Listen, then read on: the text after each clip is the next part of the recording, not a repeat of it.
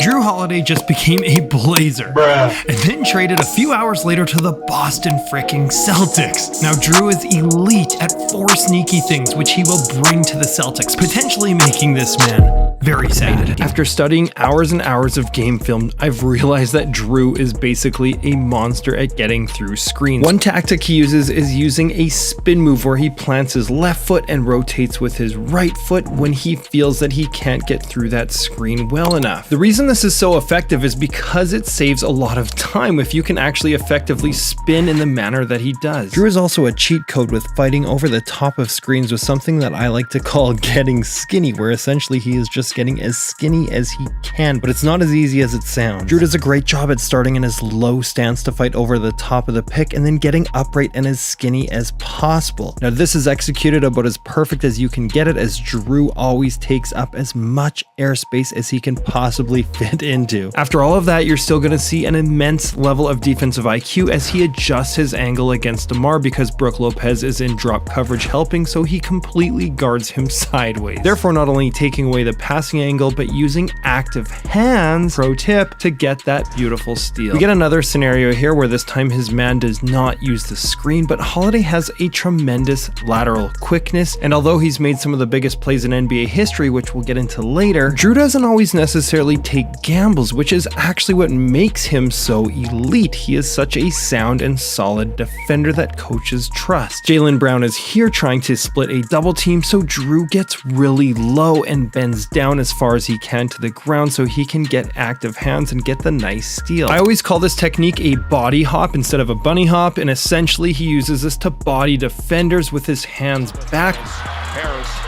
Jrue Holiday. That's another one of Jrue's biggest plays of all time, saving the game, but I want to show you the why. And it's all about bodying defenders and absorbing contact. Jrue has great instincts and he steps into defenders and absorbs the contact. As soon as that absorption happens, he gets handsy. This is the main reason why Jrue doesn't get called for that many fouls considering how aggressive his D is. Because he allows that referee to relax when he's not using his hands, and then when the referee is relaxed, he can attack for that steal. Look at how different defenders are guarding DeMar DeRozan in this situation. They're not bodying him, they're not playing too tight to him, and he is the king of the mid-range, where Holiday, even though DeRozan is not a three-point shooter, he bodies him from a distance, which doesn't allow DeMar to get going and get to his spot the way he wants to. Jrue is only 6'3", but has a 6'7" wingspan, which helps him contest these type of shots. These tactics especially work well against larger offensive players such as LeBron James, as he has no choice but to attack the ball low before he gets the ball above his shoulders.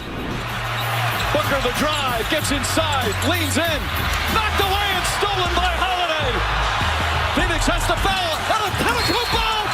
Jrue Holiday has probably the greatest help side instincts for a guard in the entire NBA, maybe in the history of the NBA, and he's actually been using this tactic for a really long time. Jrue is always paying close attention to the eyes, and if they are not looking or paying attention, his spider sense is engaged, where he is able to then sneak around and use his strength to rip that ball from his hands. Jrue notices Rudy Gobert is not looking at his defender, so he just completely leaves him and then once again uses those lightning quick hands to get that steal. Jrue does this high risk play usually against bigger defenders because their heads are usually down as they don't have the same dribbling abilities. However, Jrue will do this against anybody if their head is down. He trusted his instincts in one of the biggest games of his career by leaving Jaylen Brown wide open when they were up by 3 points because Marcus Smart had his eyes down, and then he gets extra low as usual and then uses those quick hands to get the steal, and Marcus Smart gets the nice little flail at the end of that play, and this guy is